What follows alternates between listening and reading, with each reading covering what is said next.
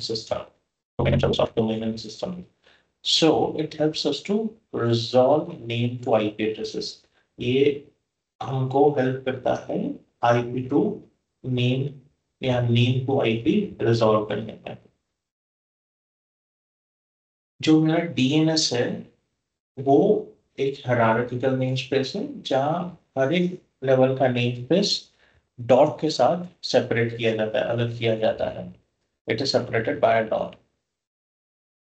For example, अगर मुझे resolve करना है www.google.com, राइट, सो हमारा मशीन जो है आईपी एड्रेस पे काम करता है। हमारा मशीन को नेम समझ में नहीं आते, उसको सिर्फ आईपी एड्रेस समझ में आते हैं, बाइनरी और डेसिमल समझ में आते हैं, ठीक है। तो आईपी एड्रेस जब समझ में आते हैं, हमारे मशीन का जो यूनिक नेम है वो आईपी एड्रेस ही होता है। तो जब मैं किसी भी मशीन को से बात करना चाह रहा हूँ, कोई भी सर्विस से रिक्वेस्ट करना चाह रहा हूँ, तो आईपी एड्रेस के थ्रू ही कम्युनिकेशन होगा। लेकिन हम ह्यूमन बीइंग्स है, अगर मुझे 100 नाम याद रखने हो, मेरे 100 क्लासमेट्स हो, तो मैं उनके नाम याद रख सकता हूँ, उनके फोन नंबर याद नहीं रख सकता। Humans are good at remembering names, they are not good at remembering numbers, right? कोई भी इंसान नाम बहुत ज्यादा याद रख सकता है, मोबाइल नंबर बहुत सारा याद नहीं रख सकता है। तो इंसान को चाहिए नाम, मशीन को चाहिए आईपी एड्रेस। तो इसके लिए हमारे पास एक सर्विस है कॉल्ड डीएनएस, जो हमें हेल्प करता है या मदद करता है नेम टू आईपी और आईपी टू नेम रिजॉल्व करने के लिए। तो ये कैसे काम करता है, ठीक है। सो पहले तो हम जानेंगे डोमेन नेम के बारे में। तो हमारे इंटरनेट पे बहुत सारे डोमेन नेम्स हैं। सो हमारा जो डोमेन नेम सिस्टम है DNS translates human readable names into computer readable IP addresses. Human readable क्या होते हैं, नेम्स होते हैं, और कंप्यूटर रीड क्या रीड करता है, आईपी एड्रेसेस। तो डीएनएस हमारा हेल्प करता है name to IP, IP to name resolve करने के लिए। ये एक हायरार्किकल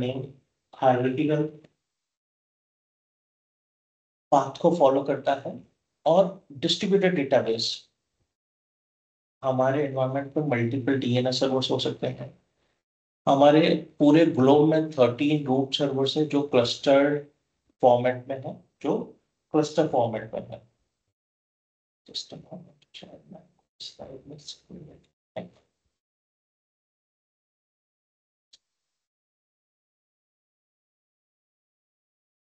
जो क्लस्टर्ड फॉर्मेट में है।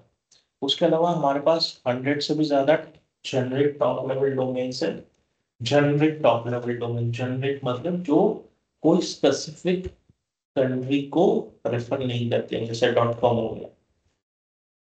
तो dot com stand for commercial, dot O R G organisation, dot net network, right, dot co dot U sorry dot Asia हो गया।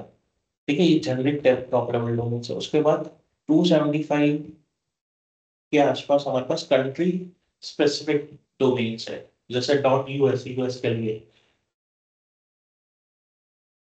डॉट सीए कनाडा के लिए, आईएन इंडिया के लिए, डॉट यूके यूनाइटेड किंगडम के लिए, डॉट एसटी सिंगापुर के लिए, डॉट एनजी नेदरलैंड्स के लिए, डॉट ईयू यूरोप के लिए। इस तरह हमारे पास 275 कंट्री लेवल डोमेन्स है।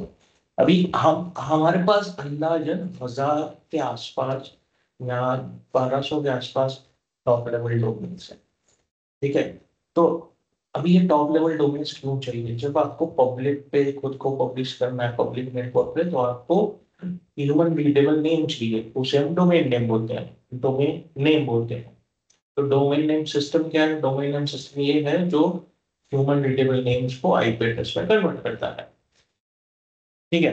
अभी हमारे एनवायरनमेंट में भी हम डोमेन यूज कर सकते हैं, लेकिन जनरली हम डॉट की जगह पे डॉट लोकल यूज करते हैं। अगर हम प्राइवेट लैंड में हैं, किधर डॉट लोकल इंटरनेट पे सर्च नहीं हो सकता, ठीक है। अभी ये हायरार्की कैसे डिवाइडेड है? तो जनरली हमारा जो डोमेन है वो रूट से स्टार्ट होता है, ठीक है। अगर मैं microsoft.com लिख रहा हूँ तो microsoft.com के पीछे डॉट आएगा, जो हमको जनरली दिखता नहीं, लेकिन हम डीएनएस सर्वर को जब एंट्री करते हैं तो हमको दिख जाता है। तो सबसे पहला होता है हमारा रूट, जिसे हम डॉट से रिप्रेजेंट करते हैं। रूट के अंदर हमारे पास टीएलडीज आते हैं, टॉप लेवल डोमेन्स आते हैं, जैसे डॉट नेट, डॉट इन हो गया, डॉट नेट हो गया, डॉट कॉम हो गया, डॉट ओआरजी हो गया, डॉट यूएस हो गया, एक्सेट्रा। अभी टॉप लेवल डोमेन्स के नीचे हमारे पास सेकंड लेवल डोमेन्स आते हैं, जैसे माइक्रोसॉफ्ट डॉट कॉम है, तो माइक्रोसॉफ्ट मेरा सेकंड लेवल डोमेन है, डॉट कॉम मेरा टीएलडी है, टॉप लेवल डोमेन है। तो इस एग्जांपल में ये मेरा सेकंड लेवल डोमेन है। इसके नीचे हमारे पास सब डोमेन्स आते हैं, जैसे mail dot Microsoft dot com, log in dot Microsoft dot com, तो लॉग इन या मेल तो मेरा सेकंड लेवल डोमेन है। उस सॉरी सब डोमेन है, उसके नीचे भी हम सब डोमेन्स यूज कर सकते हैं। ठीक है। तो फॉर एग्जाम्पल अगर हम इसको प्रैक्टिकल एग्जाम्पल के थ्रू समझे, जैसे ये मेरा रूट है, रूट के अंदर मेरे पास टॉप लेवल डोमेन्स है। देखिए ये रूट है, रूट यहाँ पे ऐसे रिप्रेजेंट होता है। ठीक है, फिर हमारे पास टॉप लेवल डोमेन है, फिर सेकंड लेवल डोमेन है, फिर हमारे पास सब डोमेन है। ये जनरली हमारी हायरार्की होती है। इसके आगे जो भी डोमेन्स रहेंगे वो सारे सब डोमेन्स रहेंगे। तो सारे सब डोमेन्स रहेंगे। For example mail dot corp dot Microsoft com, तो मेल डॉट कॉर्प डॉट, तो मेल भी मेरा सब डोमेन हो गया, कॉर्प भी मेरा सब डोमेन हो गया, माइक्रोसॉफ्ट मेरा सेकंड लेवल डोमेन हो गया, और मेरा डॉट कॉम टीएलडी हो गया, टॉप लेवल डोमेन हो गया।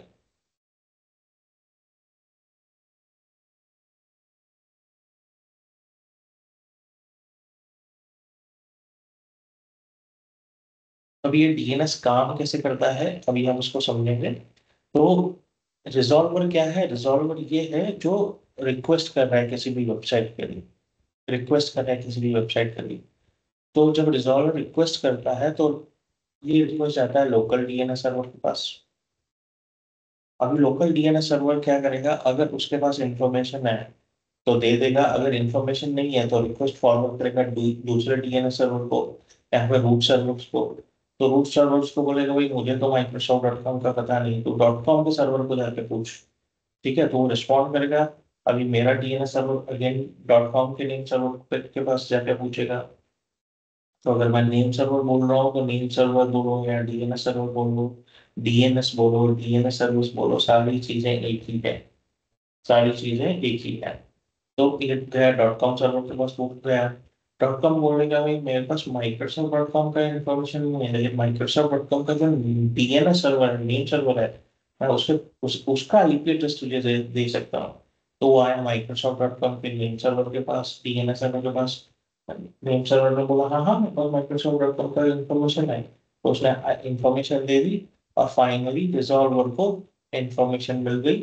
फॉर एग्जाम्पल अगर माइक्रोसॉफ्ट डॉट कॉम की वेबसाइट का आईपी एड्रेस है 10.0.0.52, तो ये लोकल नेम सर्वर रिजॉल्वर को यानी क्लाइंट को ला के देगा 10.0.0.52। फिर ये क्लाइंट जाएगा 10.0.0.52 पे डायरेक्टली, बोलेगा भाई मुझे वेबसाइट एक्सेस करो। उसके बाद जो मेरा लोकल नेम सर्वर है उस पे सारे रिजल्ट्स कैश हो जाते हैं, कैश हो जाते हैं मतलब स्टोर हो जाते हैं टेम्पररी पर्पस के लिए। उसे हम डीएनएस कैश कहते हैं, उसे हम डीएनएस कैश कहते हैं।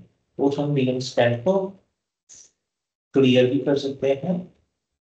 ठीक है, अभी क्लियर करने का एडवांटेज क्या है, डिसएडवांटेज क्या है? अगर क्लियर किया, ठीक है, तो हमारे सिस्टम का unwanted junk files, unwanted temporary files delete हो जाएगा, निकल जाएगा।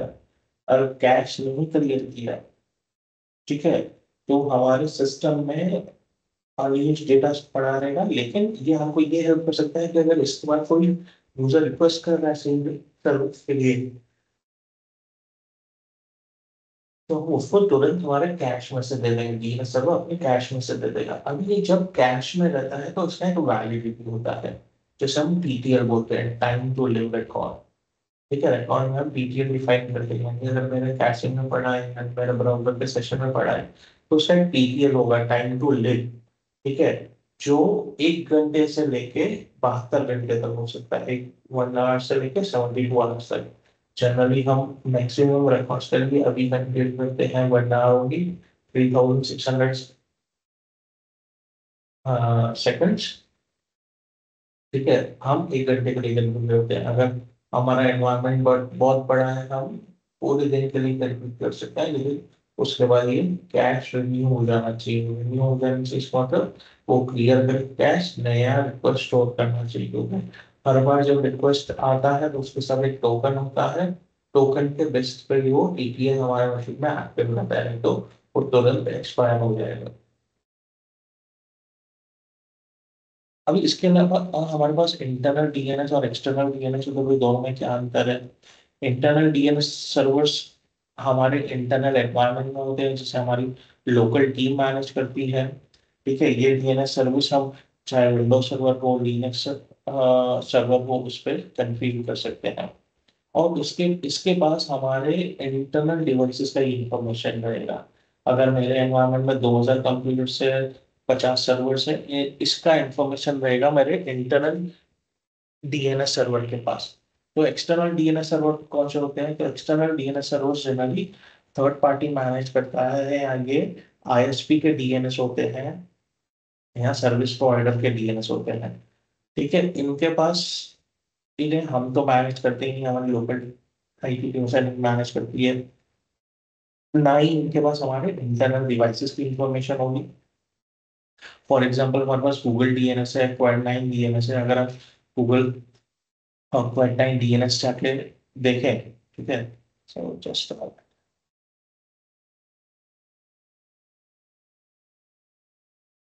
मैं बोलता हूँ गूगल डीएनएस, तो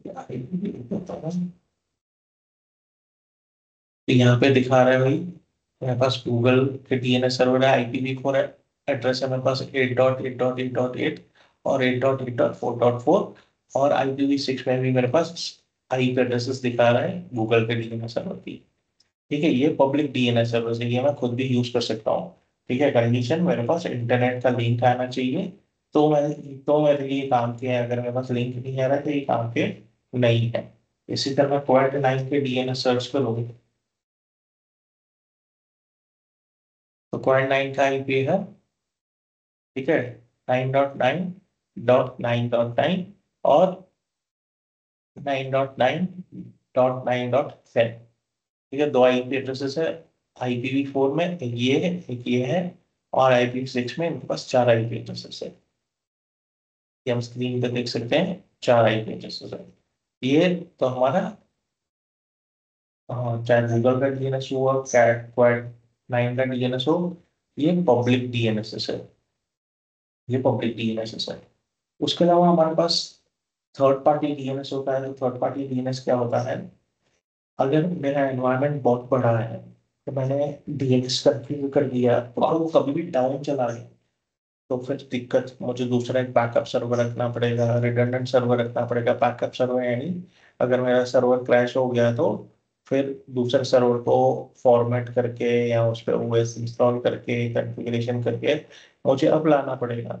ठीक है, खाली बैकअप रखना इंपॉर्टेंट नहीं है, रिडंडेंसी के लिए मुझे दूसरा सर्वर लगेगा। अगर रिडंडेंसी की जरूरत नहीं है तो मैं नहीं रखूंगा। ठीक है, लेकिन एंटरप्राइज एनवायरनमेंट में तो हमको रिडंडेंसी की भी जरूरत कंपल्सरी है, जैसे कंप्लायंस इशू, रिडंडेंसी हमको चाहिए, सर्विसेज कभी भी डाउन नहीं होनी चाहिए enterprise से। ठीक है, ये जो थर्ड पार्टी डीएनएस होते हैं, ये क्लाउड बेस्ड डीएनएस सर्विस होती है, यानी हमको हमारे इन हाउस में कुछ कॉन्फ़िगरेशन करने की जरूरत नहीं। ये हमको एनवायरनमेंट दे देंगे, जो ब्राउजर बेस्ड सेशन होगा, हम उसमें से जाके कॉन्फ़िगरेशन कर सकते हैं, उसमें जाके कॉन्फ़िगर कर सकते हैं। अभी बेनिफिट क्या है अगर हम प्राइवेटली होस्टेड डीएनएस सर्वर लेते हैं या पब्लिक डीएनएस सर्वर लेते हैं? ठीक है, so first of all high availability मिल जाती है हमको, लो लेटेंसी मिल जाती है। अगर मेरे यूजर्स हर जगह स्कैटर्ड है तो मुझे लो लेटेंसी मिल जाएगी। ठीक है, उसके अलावा स्केलिंग ऑप्शंस मिल जाएंगे, तो मैं कभी भी उस, उसके सर्वर बढ़ा सकता हूँ, चाहे हॉरिजॉन्टल स्केलिंग हो या वर्टिकल स्केलिंग हो, या सर्वर वापस पुल बैक भी कर सकता हूँ अगर मैं यूज नहीं कर पा रहा और ऑर्गेनाइजेशन को जरूरत है, so we can push it back, pull it back. इसके बाद हमारे पास एक रिकर्सिव क्वेरी आती है और इटरेटिव क्वेरी, तो दोनों में क्या अंतर है? तो इसको हम डायग्राम के थ्रू समझते हैं। ये मेरा डीएनएस सर्वर है, काम करते हैं, इसके लिए मुझे चाहिए व्हाइट बोर्ड ओपन कर देता हूँ।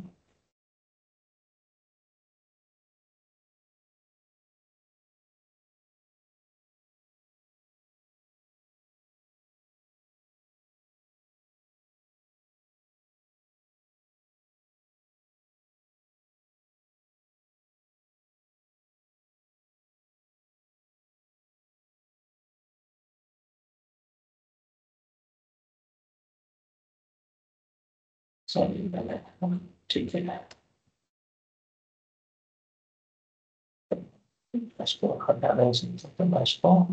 ये हमारा क्लाइंट मशीन है फॉर एग्जाम्पल।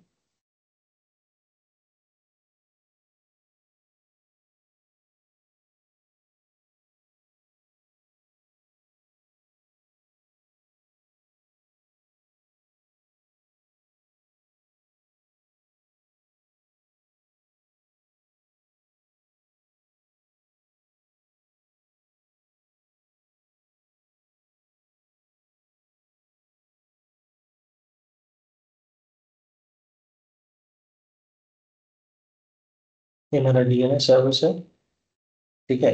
अभी हम अज्यूम करते हैं यहाँ पर हमारे पास रूट सर्वर्स है, हमारे पास डॉट कॉम सर्वर्स है, ये वेब सर्वर है जिस पे मेरे मशीन को आना है।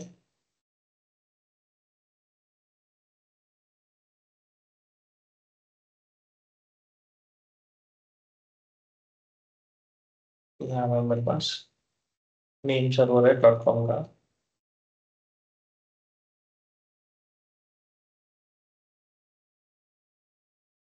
ठीक है। फॉर एग्जाम्पल यहाँ पर पड़ा sp.com का नेम सर्वर है, मुझे वेबसाइट ब्राउज करनी है sp.com, ठीक है। sp.com की वेबसाइट ब्राउज करनी है तो दो टाइप्स की क्वेरी है हमारे पास, रिकर्सिव क्वेरी और इटरेटिव क्वेरी। दोनों में अंतर क्या है? तो रिकर्सिव क्वेरी में क्या होता है, जो मेरा डीएनएस सर्वर है वो सारा लोड ले लेगा, मतलब सारे हेडेक वो उठा लेगा। मतलब क्या है, अगर मैं रिक्वेस्ट कर रहा हूँ मुझे sp.com की वेबसाइट पे जाना है, ठीक है, तो रिक्वेस्ट आएगी डीएनएस लोकल डीएनएस सर्विस के पास। अब ये लोकल डीएनएस सर्विस क्या करेगा, या तो दूसरे एक्सटर्नल पब्लिक डीएनएस सर्वर के साथ बात करेगा, अगर वहां से इंफॉर्मेशन मिली तो लेके वापस मेरे क्लाइंट मशीन को दे देगा। अगर नहीं मिली तो ये जाएगा रूट सर्वर्स के पास, भाई मुझे sp.com का इंफॉर्मेशन चाहिए, तो बोलेगी भाई मैं हमारे पास तो नहीं है, तो डॉट कॉम से जाके पूछ। ये डॉट कॉम का आईपी एड्रेस है, डॉट कॉम के पास जाएगा, फिर वापस आएंगे डॉट कॉम बोलेगा भाई मेरे पास नहीं है, तो sp.com के डीएनएस सर्वर के पास जाकर पूछ। sp.com का नहीं सर्वर बोलेगा हाँ मेरे पास है, ये ब्ला ब्ला आईपी एड्रेस है, तो वापस आएगा और उसको आईपी एड्रेस दे देगा sp.com की। ये फाइनली जाके ब्राउज कर सकता है और sp.com की वेबसाइट देख सकता है, ठीक है। तो ये हो गया रिकर्सिव क्वेरी, यानी रिकर्सिव क्वेरी में मेरे डीएनएस सर्वर ने पूरा लोड अज्यूम कर लिया, पूरा लोड ले लिया, पूरा हेडेक उसने खुद ले लिया, और मुझे आराम से रिलायंस पर बांटना है जब तक क्वेरी सॉल्व नहीं होती, ठीक है। सो यहाँ तो डीएनएस सर्वर मुझे कंप्लीट आंसर ला के देगा या नेगेटिव आंसर देगा। नेगेटिव आंसर का मतलब वो बोलेगा ये या तो आई डोमेन नेम इंटरनेट पे एग्जिस्ट ही नहीं करता है, ये डोमेन नेम इंटरनेट पे एग्जिस्ट ही नहीं करता। उसके बाद इटरेटिव क्वेरी है। इटरेटिव क्वेरी में क्या होता है, इटरेटिव क्वेरी में डेटाबेस को पढ़ा देता हूँ।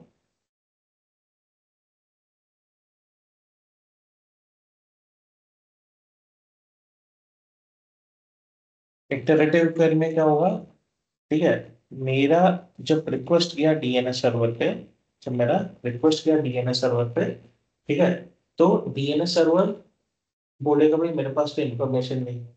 अगर उसकी कैशिंग में है तो दे देगा, या उसके पास है तो दे देगा, अगर नहीं है तो बोलेगा मेरे पास नहीं है, तू ये वाले डीएनएस सर्वर के पास जाकर पूछ।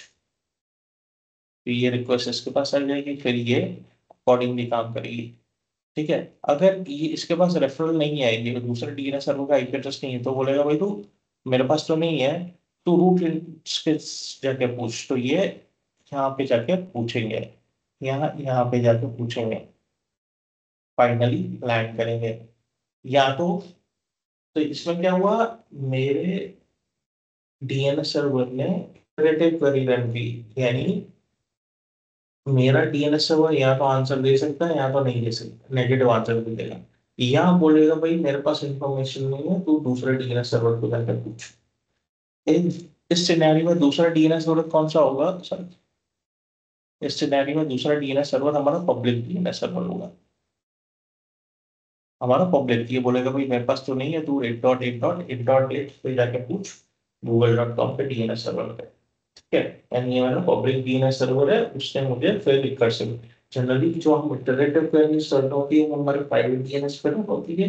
अगर पब्लिक डीएनएस सर्विस प्रोवाइडर है तो उनके पे रिकर्सिव क्वेरी रन होगी। प्राइवेटली हमारे पास इटरेटिव क्वेरी रन होगी। जो पब्लिक डीएनएस प्रोवाइडर्स है, आईएसपी प्रोवाइडर्स, उनके पास रिकर्सिव क्वेरी रन होगी। क्लियर है यहाँ तक? Yes no?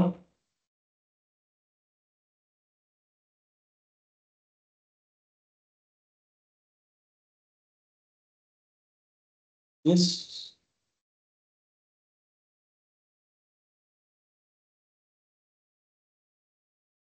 M audible? Pradeep, Jitesh? Yes sir. Yes sir audible. ठीक है। सो अभी इसके बाद है authoritative DNS server and non authoritative DNS server. तो जनरली जो मेरा ऑथोरिटेटिव डीएनएस सर्वर होता है वो प्राइवेट डीएनएस सर्वर होता है। यहाँ तो आईपी एड्रेस दे देगा, यहाँ बोलेगा मैं ऑथोरिटेटिव नहीं हूँ, आप जाके दूसरे डीएनएस सर्वर को पूछो। इस पे इटरेटिव क्वेरी रन होगी, ये मेरा इंटरनल डीएनएस सर्वर होगा। नॉन ऑथोरिटेटिव डीएनएस सर्वर वो कौन होगा? जो मेरा पब्लिक डीएनएस सर्वर होगा। यहाँ तो अपना कैश चेक करेगा, फॉरवर्डर्स यूज करेगा, रूट यूज करेगा। ठीक है, वो मेरा पब्लिक डीएनएस होगा। तो भी अगर हम डीएनएस सर्विस की बात करें, ठीक है, तो डीएनएस, तो हाँ डीएनएस में हमारे पास एक कंसेप्ट होता है एफक्यूडीएन नेम। एफक्यूडीएन नेम क्या है? मेरा जो होस्ट नेम है plus domain name is equal to FQDN name. अगर मेरा होस्ट नेम system1 है, मेरा डोमेन नेम google.com है, मेरा सिस्टम डोमेन का पार्ट है google.com के, तो ये मेरा एफक्यूडीएन नेम होगा system1.google.com। system1.google.com मेरा होस्ट नेम होगा, सॉरी एफक्यूडीएन नेम होगा। ठीक है, उसके बाद हमारे पास यहाँ पे दो जोन जोन होता है, कंसेप्ट जोन। ठीक है, तो मैं इसको व्हाइट बोर्ड पे लेके जाता हूँ। हमारे पास एक होता है जोन। तो जोन क्या है? जोन हमारा एक स्टोरेज डेटाबेस है। तो क्या स्टोर करता है? हमारे रिकॉर्ड स्टोर करता है। हमारे रिकॉर्ड स्टोर करता है। कौन सा records? DNS records. DNS records store करता है। तो मैं वापस आ जाता हूँ इस पे व्हाइट बोर्ड पे। ठीक है, अभी जोन के नीचे हमारे पास दो टाइप के जोन है, फॉरवर्ड लुकअप जोन और रिवर्स लुकअप जोन। ठीक है, हमारे पास दो जोन है, फॉरवर्ड लुकअप जोन और रिवर्स लुकअप जोन। तो ये दोनों क्या काम करते हैं? अगर मुझे नेम टू आईपी रिजॉल्व करना है, नेम टू आईपी, तो फॉरवर्ड लुकअप जोन करेगा। आईपी टू नेम रिजॉल्व करना है तो रिवर्स लुकअप जोन रिजॉल्व करेगा।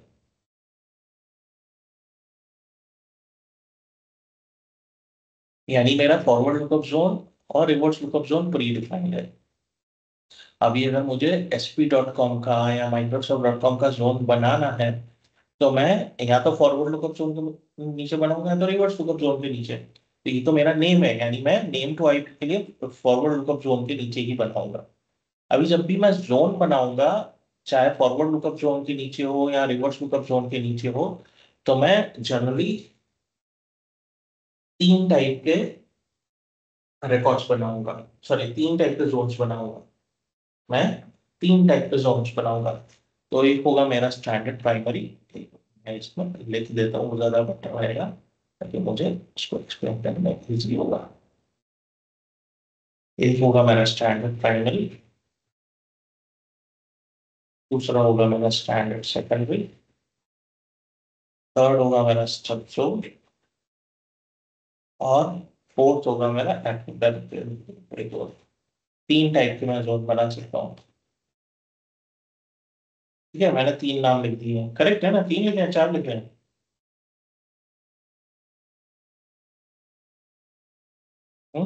कितने टाइप के बना सकता हूँ?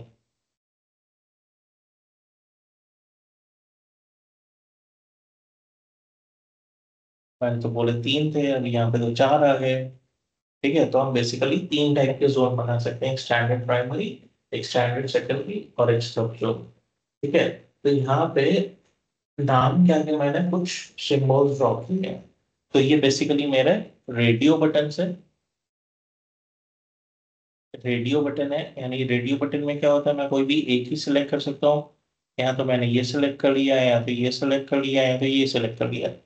कोई भी एक ही सिलेक्ट कर सकता हूँ। ठीक है, और यहाँ भी ये मेरा चेक बॉक्स है, यानी मैं चेक बॉक्स सिलेक्ट कर सकता हूँ। चेक बॉक्स सिलेक्ट कर सकता हूँ। तो हम बेसिकली 3 टाइप के जोन बना सकते हैं। तो पहला है मेरा स्टैंडर्ड प्राइमरी। स्टैंडर्ड प्राइमरी क्या है, ये मेरा प्राइमरी जोन होता है किसी भी जोन के लिए, और ये मेरा रीड राइट कॉपी होता है। ये रीड राइट कॉपी होता है, यानी अगर मुझे कोई जोन में कुछ भी नए रिकॉर्ड्स ऐड करने हैं, मॉडिफिकेशन करना है, तो मैं स्टैंडर्ड प्राइमरी में ही करूंगा। स्टैंडर्ड सेकेंडरी मेरा सेकेंडरी जोन है, बैकअप है प्राइमरी का। बैकअप है प्राइमरी का, और ये रीड ओनली कॉपी होती है। ठीक है, ये मेरा ये मेरा रीड राइट कॉपी है, ये मेरा रीड ओनली कॉपी है। तो अभी स्टब जोन क्या है, स्टब जोन मेरा एक इंडेक्स की तरह काम करता है। इसमें जनरली हम कोई रिकॉर्ड्स नहीं प्लेस करते हैं। जब स्टब जोन बनाते हैं तो हम ये बताते हैं भाई ये स्टब जोन है इस डोमेन नेम का। यानी अगर आपको इस डोमेन के लिए रिक्वेस्ट चाहिए तो आप मेरे पास आ सकते हैं, मेरे पास उसका स्टब जोन है। यानी स्टब जोन में क्या होगा, वो सामने वाले जोन का जिस पे रिक्वेस्ट जा रही है उसका डीएनएस इंफॉर्मेशन होगा। उसका डीएनएस इंफॉर्मेशन होगा, उसे हम स्टब जोन बोलते हैं। अभी ये जो मैंने standard primary standard secondary stub zone, ये मैं कोई भी डीएनएस सर्वर पे बना सकता हूँ। कोई भी डीएनएस सर्वर पे बना सकता हूँ। तो लेकिन जो मेरा फोर्थ जोन है, एडी इंटीग्रेटेड जोन, ठीक है, अगर मैं स्टैंडर्ड प्राइमरी बना रहा हूँ या स्टैंडर्ड सेकेंडरी बना रहा हूँ या सब जोन बना रहा हूँ, तो मैं उन तीनों जोन को एडी के साथ इंटीग्रेट भी कर सकता हूँ। एडी के साथ इंटीग्रेट भी कर सकता हूँ। अभी इसका फाइनल ऑप्शन क्या है, अगर मैंने इसको एडी के साथ इंटीग्रेट कर दिया, ठीक है, तो मेरा जो डेटाबेस है डीएनएस का वो स्टोर होगा एक्टिव डायरेक्टरी के डेटाबेस में, सेपरेटली स्टोर नहीं होगा। और npts.dat मेरी जो डेटाबेस फाइल है उसमें जाके स्टोर हो जाएगा। अगर मैंने एडी इंटीग्रेटेड जोन सेलेक्ट नहीं किया है, मैंने चाहे स्टैंडर्ड प्राइमरी लिया हो, स्टैंडर्ड सेकेंडरी लिया हो या स्टब लिया हो, लेकिन मैंने एडी इंटीग्रेटेड जोन नहीं लिया है, तो क्या होगा, तो मेरा जो डेटा है डीएनएस का डेटाबेस वो बनेगा सी विंडोज डीएनएस पे। सी विंडोज डीएनएस पे डेटाबेस फोल्डर बनेगा, और वहां पे जाके डेटा स्टोर होगा। और अगर अगर मैंने उसको एडी इंटीग्रेटेड जोन लिया है तो मेरे ntds.dat स्टोर होगा। क्लियर है इतना, यस नो?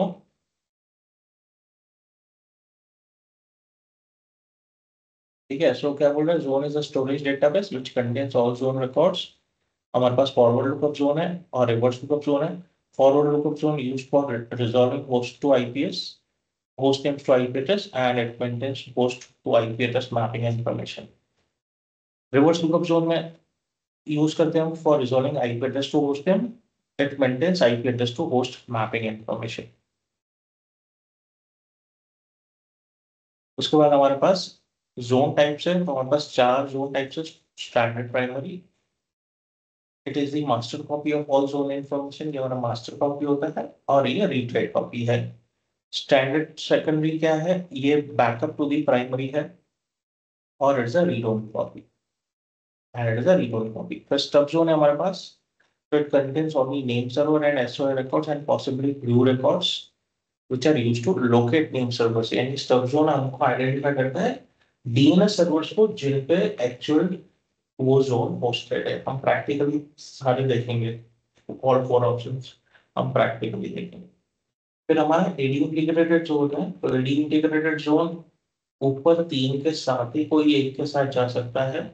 ठीक है, यानी हमको ऊपर के 3 कोई ना कोई एक ऑप्शन सेलेक्ट करना पड़ेगा, उसके बाद ही हम एडी इंटीग्रेटेड जोन सेलेक्ट कर सकते हैं। एडी इंटीग्रेटेड जोन क्या करता है, ठीक है, it has it stores the information of zone and active directory database. यानी अगर मैंने एडी इंटीग्रेटेड जोन बना दिया तो इसका इंफॉर्मेशन हमारा एक्टिव डायरेक्टरी के डेटाबेस में स्टोर होगा, हमारे एक्टिव डायरेक्टरी के डेटाबेस में स्टोर होगा। क्लियर है यहाँ तक? Yes, no?